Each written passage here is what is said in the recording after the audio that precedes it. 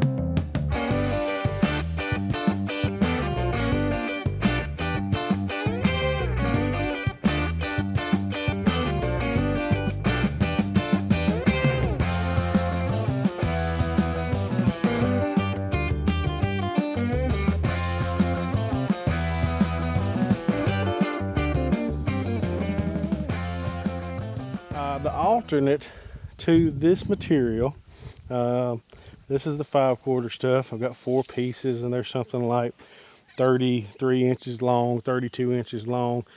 But look at this.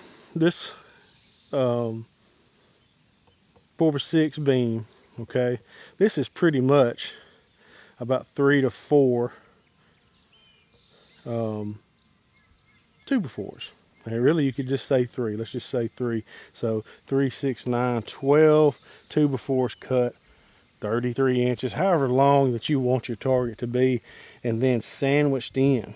And if in my mind, if I had to make this target out of 2x4s, I would start with one and stack it evenly and just nail it, or deck screws, whatever you got, and just stack them and have a even sheet of it across there like that.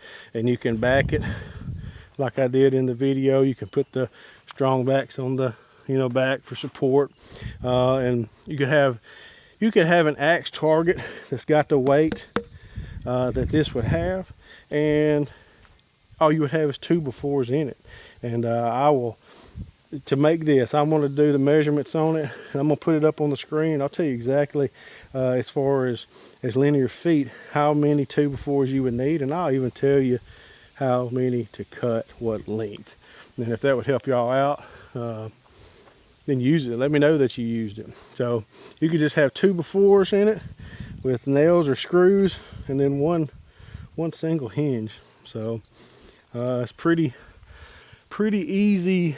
It'd be a pretty easy thing to do for an activity with your kids. I don't know how much you trust your kids. I keep an eye on mine with it, and we set rules and just make them be careful with the axe throwing and the spear throwing, and they even have some throwing knives. So it's funny, all the grandparents send stuff home, and I always think how it could be worse. They could be sending drum kits home or something like that, but no, we just get sharp objects, nothing that makes noise. So hey, leave me a comment, tell me what you think. If you've done something like this and you have an alternative to it, let me know. Let all of us know. Maybe somebody else will see it, and it'll help them. But that's what I have. God bless you. Tune in next time.